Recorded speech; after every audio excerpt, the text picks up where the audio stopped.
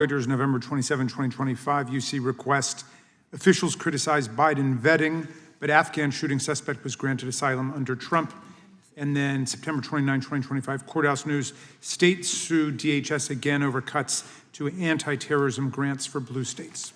Without objection, the gentlelady from Texas is recognized for 5 minutes. Thank you so much.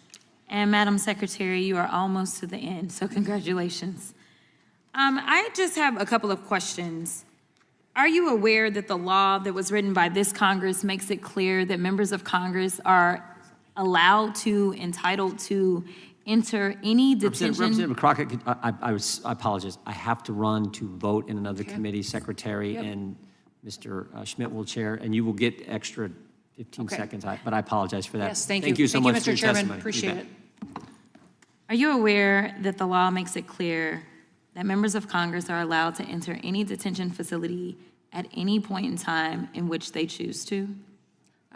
Yes, I'm aware of the visitation and oversight responsibility, and we work every day to try to accommodate members of Congress while taking into account the safety of those individuals that are being detained there. Let me be clear. At any time, correct? Yes, I understand there's litigation in this area. No, that's not my question. I'm not asking you about litigation. No. I'm asking you what the law is, because let me put it to you this way. There's an appropriations rider that talks about Correct, oversight. and appropriations are law, because you are asking us to appropriate dollars right now for DHS, correct? Correct. And if we do that, you would take that as law, correct? Correct. Okay, so that is what the law states, yet somehow, myself and another colleague, Congressman Castro, we ended up giving a 7-day notice to the Dilley detention facility because I had actually already gone to El Paso before. And when I went to that facility and I asked them why it was that they were requiring me to do something that specifically my branch of government had dictated was not required, they said it was because of you. They said you were the one that said that they were not allowed to allow us entry unless we gave a 7 days heads up. Is that true? Yeah. The law specifically states oversight and visitations, and we are working to facilitate those, and we're at that time working to Did you give the instruction that members must give a 7 days heads up or not? We had a policy in place that allowed us to get the Did you, staff were you there the to one that ordered that facilitate. policy? I have a responsibility for ensuring everybody in that facility is going to be safe, and that I have adequate no, but that's not staff my question, because to the conduct problem, a tour let me tell you why we need to, reclaiming my time. The reason that I'm talking to you about this policy, and you're talking to me about safety, is because I did go into the Dilley detention facility.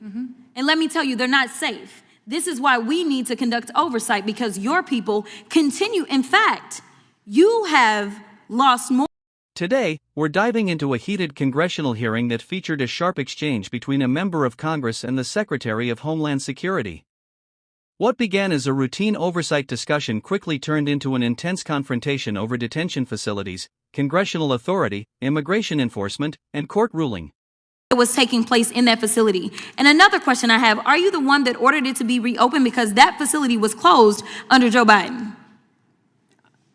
Those facilities were opened with the new administration. I'd have to look and see. Okay, you're part of the new administration. Were you the one that ordered it to be open is my question. I would have to see when it was opened, because I wasn't sworn in until 5 days after. Okay, well, it was out. reopened in March. I would have to look at when it was reopened in March of last year. Well, then I'm sure that contract would have been renewed while I was secretary. Speaking of contracts, as I have, actually, you know what, let me continue on this line of y'all breaking the law. Are you familiar with a child by the name of Liam Ramos? I am. All right, so Liam was at this Dilley facility, and it just so happened that we had put in our 7 days notice, and y'all had grabbed him 6 days prior to our visit. So we were able to go and visit Liam. Are you aware of the court order that came down that released Liam from custody? I am.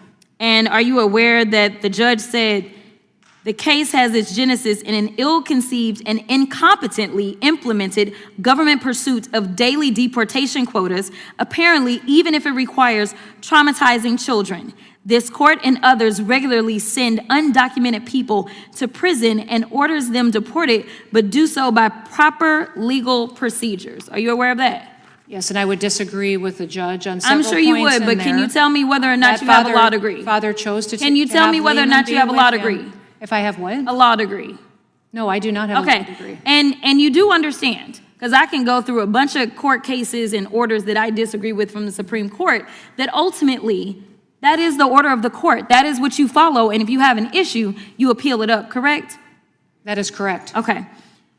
The court went on to say, apparent also is the government's ignorance of an American historical document called the Declaration of Independence.